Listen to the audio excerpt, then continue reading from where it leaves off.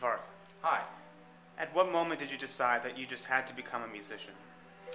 I decided that at the music school. I went to music school like my brother and my sister when I was about 8 years old. And the first year you had just lessons about music and about several instruments. And I don't know why. It's still a question for me too, but I chose horn. Okay. And the moment was at the end of at that year. And I chose horn, and I only wanted to do horn. And people told me, no, don't do that. Just take the trumpet or take other instruments. No. I want a horn. I don't know why, but I chose it, and it was a good choice because I had a good teacher in the beginning, and he was really inspiring me. So I was really going forward very fast. And I liked it very much. Okay. And when you were growing up, were you playing in the town band? I was playing in some orchestras. Yeah, no, my teacher then was a little bit scared that that wouldn't be good for me, and he was protecting me very much and too much. And I didn't play in the fanfare band or in the harmony band. I just played in some orchestras, but it was after a year of 4 years, I think. And but I liked that horn. It was like a friend for me. You know, I was not a very popular guy at school, and my friend was at home. It was the horn, and I played with the horn. Yes. I studied very much, and okay. you know, when you're young, that's very good. Yeah. And what has been your most memorable musical experience? That will be the moment that I know that moment. That moment was when I studied I had some lessons in Vienna, and I met this teacher, Günther Heugner. He was the former first horn of the Vienna Philharmonic. I met him at a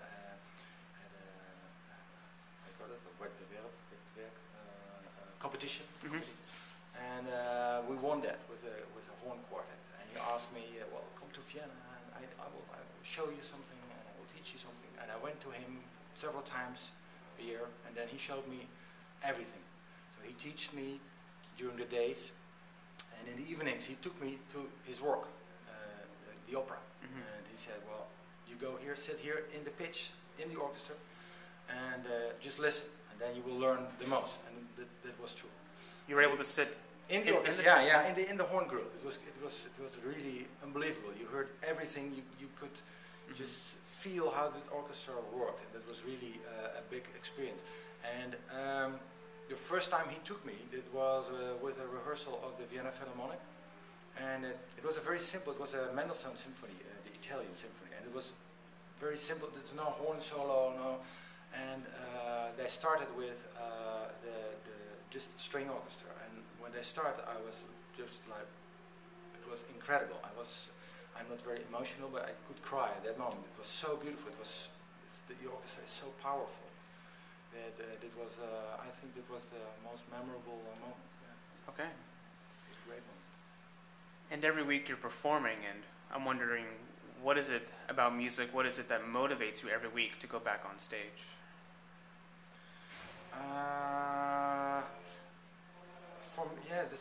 For me personally, I can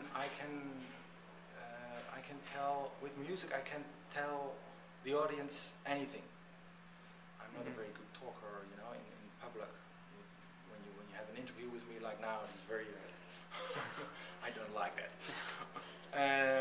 But when I play the horn, you know, I can communicate perfectly for my feelings, and it's great to do it, and it's great to share it, because I think music is the best way to communicate with an audience. It's really it's very it gives emotions, and it gives you also very much power afterwards. You know, you have really so much energy when you leave there, and also the audience. You know, when you go you leave a concert, you know, it gives you energy.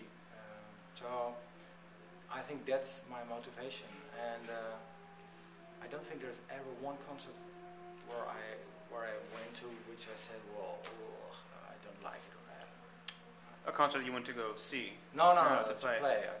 It's always, I always feel the motivation to you know, to make the music. It doesn't matter what music. To share it with the audience. And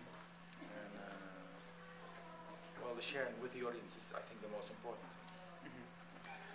And not a lot of people say that now about, you know, it's all about the audience, and I want to communicate and tell the audience a story.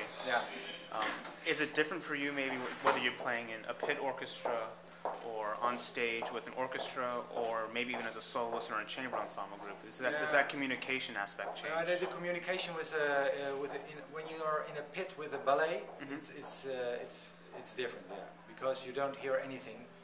Like with opera, you hear the singing and you have direct contact. But with ballet, you only hear the footsteps, you know.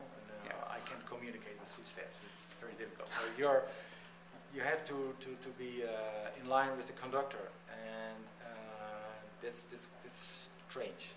I can't get used to it. It's still strange to me to work like that. So that's difficult. But it's the only thing which is different. When I'm on stage or when it's chamber music. No. The only thing is with chamber music you can mostly you can work longer, so you can deepen more. You can just talk more with your colleagues about the music, about what to do with it and how to do it, and practice it. And mostly when you have a big orchestra, you know, it's time. Say So no, the only thing, the big difference is with the ballet.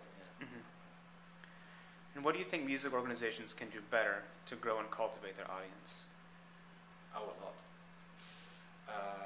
But it's very easy to say, because I'm not a manager, and I'm glad that I'm not a manager. Certainly in these days now, with you know, people think that culture is more like money slurping business. But I think management can invest more in contact with the audience. When I see it in my orchestra, Holland Symfonia now,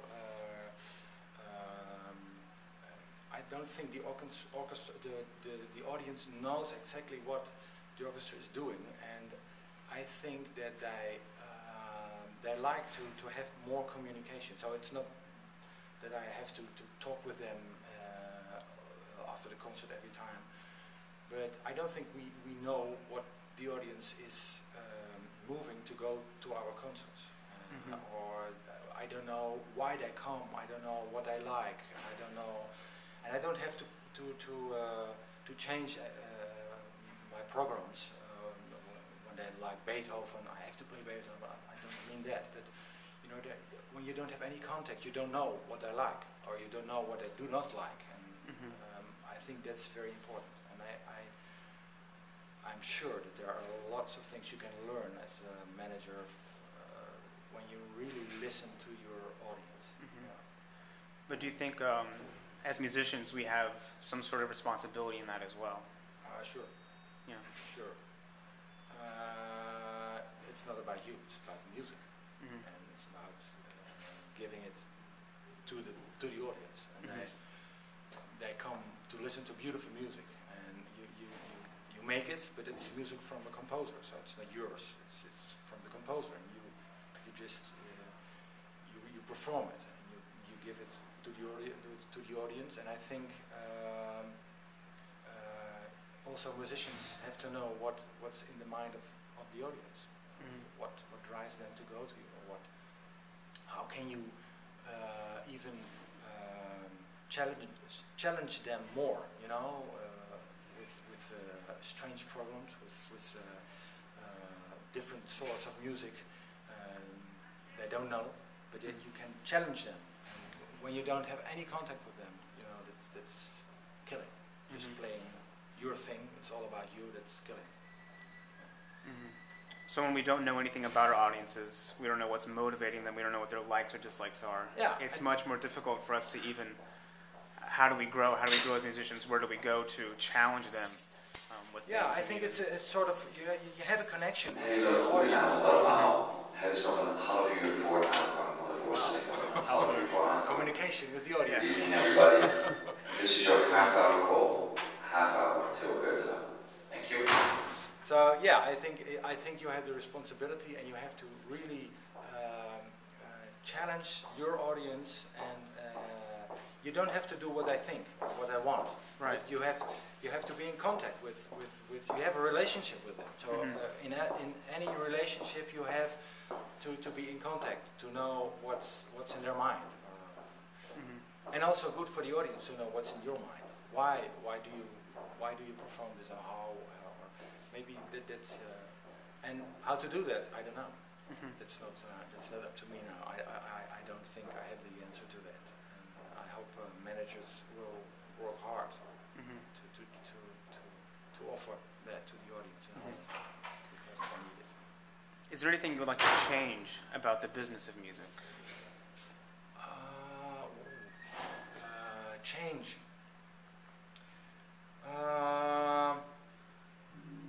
Well, the only thing I want to change now, and that's because the cultural atmosphere in Holland now is really bad, and everything and anything which has to do with culture is influenced by the ministry, which they make culture like we are parasites, just eating the money of the audience. And when I want to change something, I want to change that, well, people enjoy the culture.